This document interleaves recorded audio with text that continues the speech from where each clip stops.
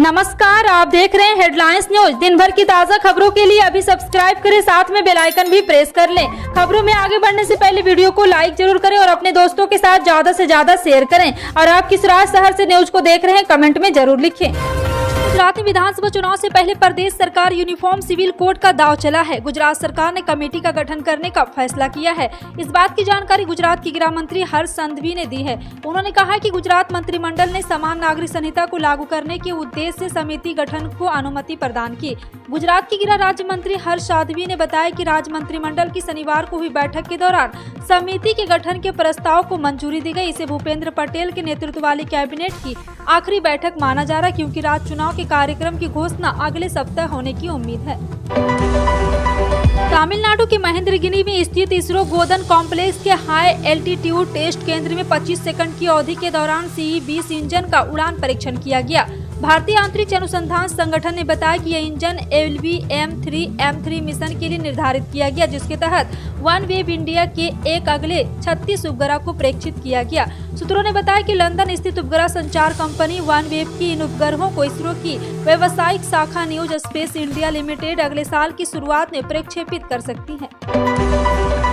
हरियाणा के 22 में से 9 जिलों में पंचायत चुनाव के पहले चरण का मतदान और साथ ही जिला परिषद एवं पंचायत समितियों के चुनाव के लिए मतदान 30 अक्टूबर तथा सरपंचों और पंचों के लिए मतदान 2 नवंबर को होगा। 3 चरणों में होने वाले चुनाव के पहले चरण में जिन 9 जिलों में मतदान होना है, भिवानी, झज्जर, कैथ, महेंद्र, पानीपत और यमुनानगर है। और एक अधिकारी ने बताया कि मतदान सुबह 7 बजे से शाम 6 बजे तक होगा। सरपंच, पंचायत समिति और जिला परिषद के लिए EVM का इस्तेमाल किया जाएगा। पंचों के लिए मतपत्रों का इस्तेमाल किया जाएगा। हिमाचल प्रदेश के शिमला में पंचायत आज तक का समन सजा है। इस खास आयोजन में बीजेपी के राष्ट्रीय अध्यक्ष JP नड्डा भी शामिल हुए। नड्डा ने यहां विधानसभा चुनाव में लगातार दूसरी बार सरकार बनने का दावा किया और कांग्रेस पर हमला बोला। नड्डा ने कहा कि हिमाचल में छोटे विधानसभा क्षेत्र है, यहाँ मार्जिन बहुत ज्यादा नहीं हो पाता है, लेकिन यहाँ का चुनाव क्लियर है। लोगों के मन में भाजपा है और लोग बीजेपी को रिपीट करना चाहते हैं और रिवाज को बदलना चाहते हैं। नड्डा का कहना था कि यहाँ पर हम राज नहीं, रिवाज बदलेंगे। उन्होंने कहा कि जो फिजा दिल्ली में दिख रही थी वो 3-4 दिन में यहाँ भी दिखने को मिलेगी। बागियों के बारे में नड्डा का कहना है कि जो अभी खड़े देखे जा रहे हैं उनकी आकांक्षा होगी, लेकिन चुनाव नजदीक आएगा तो स्थिति स्पष्ट हो जाएगी। कुछ मान जाते हैं, कुछ छूट जाते हैं। इन सबके बावजूद बीजेपी कार्यकर्ता आगे आएंगे और बहुमत की सरकार बनाएंगे।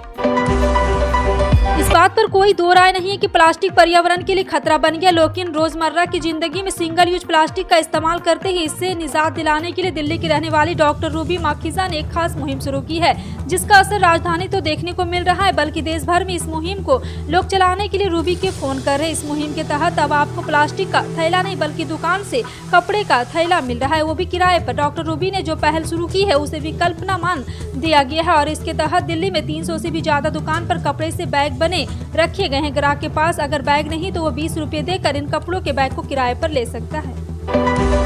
गुजरात में किसानों का हाल बेहाल है। खुले बाजार के साथ साथ कृषि उत्पादक बाजार समिति में लहसुन की कीमतों में तेजी से गिरावट से परेशान किसान अपनी उपज गरीबों में मुफ्त में बांट रहे हैं और यहां पर गुजरात किसान शनिवार को गांधीनगर में 4000 किलोग्राम लहसुन का वितरण करेगा। जी हां, आपको बता दें, गुजरात किसान संगठन के प्रदेश अध्यक्ष गजेंद्र सिंह जाला ने बताया कि प्रति एकड़ लहसुन की उत्पादन लागत 37,100 रुपए और प्रति एकड़ लहसुन की उपज 3000 किलो है। आज लहसुन का बाजार भाव 20 रुपए गिर गया है, जिसकी कीमत 150 रुपए है। किसान को 1 एकड़ जमीन पर काटी गई फसल से मुश्किल से 22.50 रुपए की कमाई हो रही है।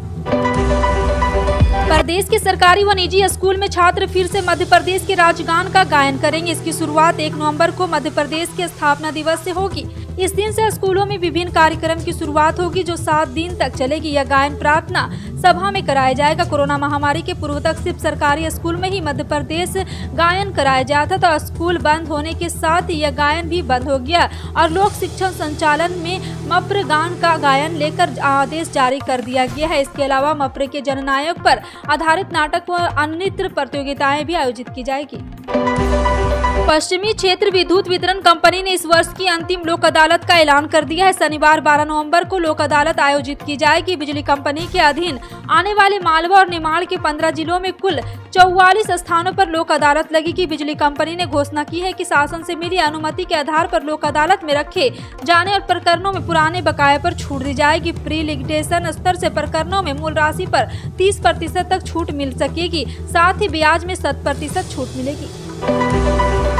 मुख्यमंत्री शिवराज सिंह चौहान ने कहा कि ग्रामीण महिलाओं को आत्मनिर्भर बनाने के लिए स्वयं सहायता समूह को आर्थिक मदद दी जा रही। ग्रामीण महिलाएं उसके सदुपयोग करें, न केवल अपनी बल्कि ग्रामीण अर्थव्यवस्था को भी नए आयाम दे रही है। उन्होंने कहा है कि मेरा प्रयास है कि समूह के प्रत्येक महिला की मासिक आय 10,000 रुपये हो। जी हां, आपको बता दें कि मुख्यमंत्री चौहान शुक्रवार को मुख्यमंत्री जन सेवा अभियान में सौहारे जिले के ग्राम अकोला में जन सेवा शिविर को संबोधित कर रहे थे। मुख्यमंत्री चौहान ने कार्यक्रम में महिलाओं की उपस्थिति पर प्रसन्नता जाहिर करते हुए उनसे संवाद कर समूह के गठन एवं वित्त पोषण की जानकारी प्राप्त की। पीएम नरेंद्र मोदी ने 17 अक्टूबर को लाभार्थी किसान के लिए पीएम किसान सम्मान निधि की 12वीं किस्त जारी की। हालांकि कुछ पत्र किसानों को अभी तक उनकी किस्त नहीं मिली। किस्त न मिलने के कारण एक लाभार्थी खातों का नो योर कस्टमर से ना जुड़ना पाना भी हो सकता है। आपको बता दें कि यह संभव है कि जिन किसानों का भुगतान नहीं मिला है उन्हें अब तक अपने इलेक्ट्रॉनिक नो योर कस्टमर को अपडेट नहीं किया है। पीएम किसान योजना की आधिकारिक वेबसाइट पर दी गई जानकारी के मुताबिक इस योजना में ई-KYC अनावार कर दिया गया है। नवंबर में होने वाली 14,956 पुलिस कर्मियों की भर्ती पर रोक लगा दी गई है। महाराष्ट्र सरकार इस मामले में नए सिरे से विज्ञापन जारी करेगी। अब पुलिस भर्ती को लेकर फैसला एक हफ्ते बाद होगा। प्रशासनिक कारणों से फिलहाल यह प्रक्रिया स्थगित की गई। 1 नवंबर से भर्ती प्रक्रिया की शुरुआत होने वाली थी। राज्य करीब 15,000 पदों के लिए भर्ती शुरू होने वाली थी। इसे तात्कालीन के लिए स्थगित किया गया है। ऐसे में अब SRPF पुलिस कांस्टेबल के लिए भर्ती प्रक्रिया की पूरी डिटेल एक हफ्ते बाद दी जाएगी। भगवंत मान के नेतृत्व वाली पंजाब सरकार द्वारा प्लास्टिक अवशेष के निपटारे और इसके विकास कार्यों में प्रयोग को सुनिश्चित करने की कोशिशों के चलते भटिंडा नगर निगम में एक नया पहल करते हुए प्लास्टिक अवशेष से सड़कें बनाने का काम शुरू किया है। पंजाब सरकार में मंत्री इंद्रबीर सिंह निज्जर ने यह जानकारी देते हुए बताया कि भटिंडा नगर निगम स्टाफ द्वारा सड़क के निर्माण में प्लास्टिक के प्रयोग की शुरुआत से प्लास्टिक के अवशेष का सार्थक समाधान भी ढूंढ लिया गया और इससे लागत भी कम आती है। सर्दियों से पहले एक बार फिर आपको बता दें कि सर्दियों से पहले यूक्रेन ने सहयोगी देशों से मदद की मांग की है।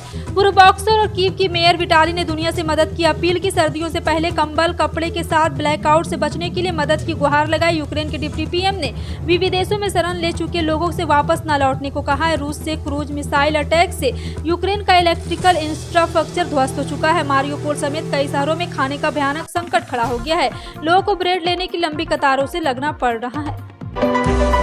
कांग्रेस ने कथित तौर पर चुनाव आयोग से कहा है कि मतदाताओं को मुफ्त उपहार के मुद्दे पर फैसला करना चाहिए। 20 अक्टूबर को पोल पैनल के जवाब में कांग्रेस ने इस मामले पर अधिकार क्षेत्र परिवर्तनीयता, मुफ्त उपहार की परिभाषा और अन्य आधार पर अपनी प्रारंभिक आपत्तियां दी है और व्यक्तिगत सुनवाई के लिए समय मांगा। पार्टी के वरिष्ठ नेता पूर्व केंद्रीय मंत्री जयराम रमेश ने कहा, चुनाव आयोग ने प्रस्तावित संशोधन के माध्यम से अभियान के वादों को केवल उन लोगों तक सीमित करने की मांग की जो पूरे होने की संभावना है।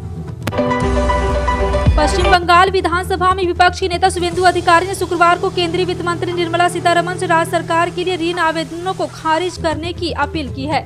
पश्चिम बंगाल सरकार द्वारा भारतीय रिजर्व बैंक को किए गए 10 लाख करोड़ के बाजार उधार के लिए नए आवेदन का उल्लेख करते हुए उन्होंने कहा है कि चूंकि राज्य सरकार राजकोषीय उत्तरदायी और बजट प्रबंधन अधिनियम के तहत अपनी उधार सीमा तक पहुंच गई, सभी नए उधार आवेदन खारिज कर दिए जाने चाहिए। राजस्थान के मुख्यमंत्री अशोक गहलोत, जो इस साल के अंत में होने वाले गुजरात विधानसभा चुनाव के लिए कांग्रेस पर्यवेक्षक है, उन्हें शुक्रवार को गुजरात की भाजपा सरकार को राज्य के लोगों के लिए बीमा पॉलिसी लागू करने की चुनौती दी, जैसा कि राजस्थान सरकार ने किया है। गुजरात सरकार पर हमला करते हुए गहलोत ने कहा कि सत्तारूढ़ दल को लोगों की भलाई की चिंता नहीं, यह कहते हुए कि यदि सरकार का संबंध होता है तो यह राज्य में कोविड-19 महामारी के बाद राजस्थान जैसी बीमा पॉलिसी लागू करते। किसानों के लिए गुजरात सरकार के राहत पैकेज को खारिज करते हुए गहलोत ने कहा, यह राजनीति से प्रेरित है और सवाल किया है कि किसानों को मुआवजा देने में इतना समय क्यों लगा। छत्तीसगढ़ में गोबर रोजगार पर एक बड़ा जरिया बन गया है। एक तरफ जहां पशुपालकों को अच्छी खासी आमदनी हो रही, तो वहीं स्वयं सहायता समूह के जरिए महिलाओं को रोजगार मिल रहा है। छत्तीसगढ़ सरकार ने 2 साल पहले गोधन न्याय योजना को अमली जामा पहनाया गया है और छत्तीसगढ़ सरकार की महत्वाकांक्षी गोधन न्याय योजना देश दुनिया के लिए नजीर बन गई है।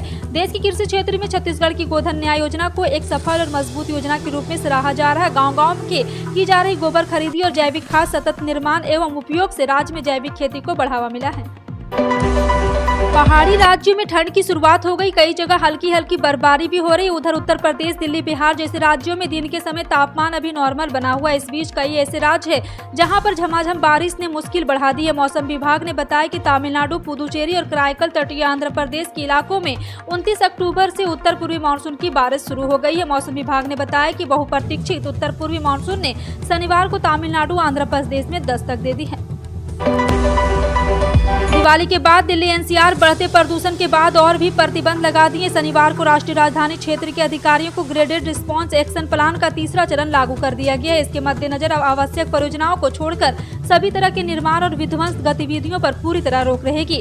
Commission for air quality management द्वारा जारी किए गए आदेश में कहा है कि राष्ट्रीय राजधानी क्षेत्र की बिगड़ती वायु गुणवत्ता के मद्देनजर एनसीआर और आसपास के क्षेत्रों में वायु गुणवत्ता प्रबंध आयोग की ग्रेडेड रिस्पांस एक्शन प्लान के तहत कार्रवाई करने के लिए उप समिति ने आज एक आपातकालीन बैठक की है। तो आपका इन सभी खबरों पर क्या कहना है, कमेंट सेक्शन में टाइप करके जरूर बताएं। इसी तरह की पल पल की अपडेट जानने के लिए जुड़े रहें आप अपने हेडलाइंस न्यूज के साथ। मिलते हैं अगली बड़ी खबर में, तब तक के लिए जय हिंद।